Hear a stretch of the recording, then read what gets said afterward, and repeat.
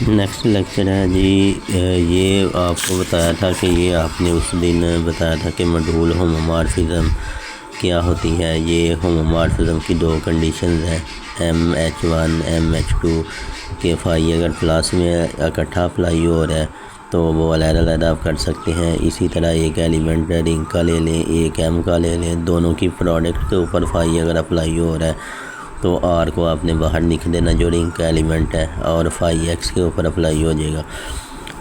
ये थी module homomorphism. Ring homomorphism आप पहले पढ़ चुके हैं। वो क्या होती है कि अगर वही उसी तरह के अगर प्लस के ऊपर अप्लाई हो रहा है तो अलग-अलग कर देंगे, दो की प्रोडक्ट पे अप्लाई हो रहा है तो अलग-अलग कर देंगे।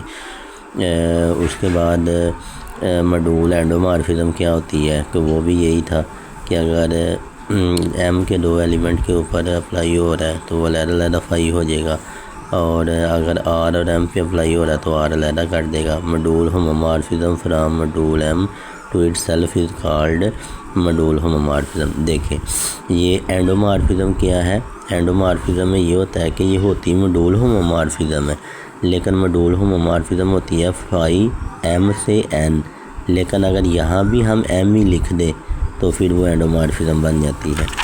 इसी तरह आइसोमॉर्फिज्म क्या होती है। आइसोमॉर्फिज्म में ये तीन कंडीशन आ जाती हैं। एक तो वो होमोमॉर्फिज्म होनी चाहिए, यानी ये दोनों कंडीशन सेटिस्फाई होनी चाहिए, और दूसरा उसमें ये है कि वो 1-1 भी होनी चाहिए और ऑन-टू भी होनी चाहिए।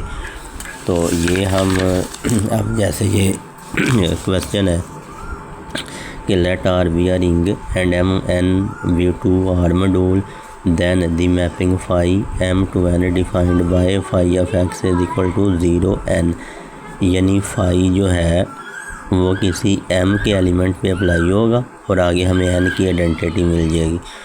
तो इसको आपने क्या मॉड्यूल होमोमॉर्फिज्म प्रूफ करना है। तो पहले देखें given that phi M to N is defined by, ये इस तरह गिवन है कि ये इस तरह डिफाइन हो रही है कि फाई M के एलिमेंट पे अप्लाई हो रहा है, M के हर एलिमेंट पे अप्लाई होगा और आगे हमें N की आइडेंटिटी मिलेगी। इसको हम होमोमॉर्फिज्म प्रूफ करना चाहते हैं। तो होमोमॉर्फिज्म की पहली कंडीशन दो एलिमेंट ले M के। अब जारी बात है फाई M के एलिमेंट है ना दोनों, तो फिर फाई X भी 0N होना है, फाई Y भी 0N होना है, क्योंकि M के ये ऊपर मैपिंग दी हुई है कि M के किसी भी एलिमेंट के ऊपर जब फाई को अप्लाई करेंगे तो जो आपके आ जाएगा N की आइडेंटिटी आएगी। तो ये भी इसके ऊपर फाई अप्लाई होगा तो N की आइडेंटिटी आएगी, इसके ऊपर भी फाई अप्लाई होगा तो N की आइडेंटिटी आएगी। अब आपने वो M1 की पहली कंडीशन ले लेनी है फाई XY, तो जारी बात है ये भी 0 ही आएगा, क्योंकि ये X और Y M के एलिमेंट है तो X प्लस Y भी M के एलिमेंट होगा, क्योंकि वो मॉड्यूल की कंडीशन सेटिस्फाई कर रहा है, अंडर एडिशन विलियन ग्रुप है। तो अब 0N को लिखा जा सकता है 0N प्लस 0N, तो इनकी ये वैल्यू लगा दें तो ये देखो ये अलग हो गया। इसी तरह एक R का एलिमेंट लें और एक X का एलिमेंट लें, M का एलिमेंट लें। अब ये M का एलिमेंट है ना, तो फिर फाई X किसके बराबर होगा 0 के, ये गिवन है। अब जारी बात है R जो है वो RX M का एलिमेंट होगा। क्यों?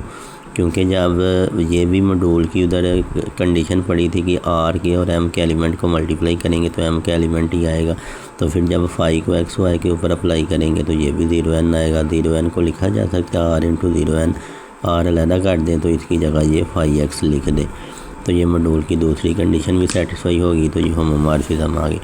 उसके बाद आगे है कि let R be a ring and RX be a polynomial, then RX is R module and phi RX to RX defined by phi of X is equal to X fx is a module homomorphism। अच्छा यहाँ पे ना दो चीज़ें proof करनी है।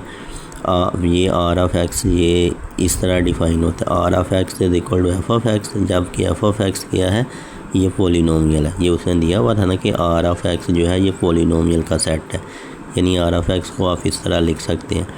Firstly we want to show that R of X is an R module. पहले तो इसको R मॉड्यूल जो है ना वो शो करेगा कि ये R मॉड्यूल भी है कि नहीं, बल्कि उसने कहा भी हुआ है कि पहले बताओ ये R मॉड्यूल है कि नहीं। तो आर मॉड्यूल के लिए ना वो उसको सब मॉड्यूल प्रूफ करेगा, ठीक है। तो सब मॉड्यूल के लिए वो दो कंडीशन हैं, F of X G of X belong to R of X, F of X इसके बराबर होगा जी ऑफ एक्स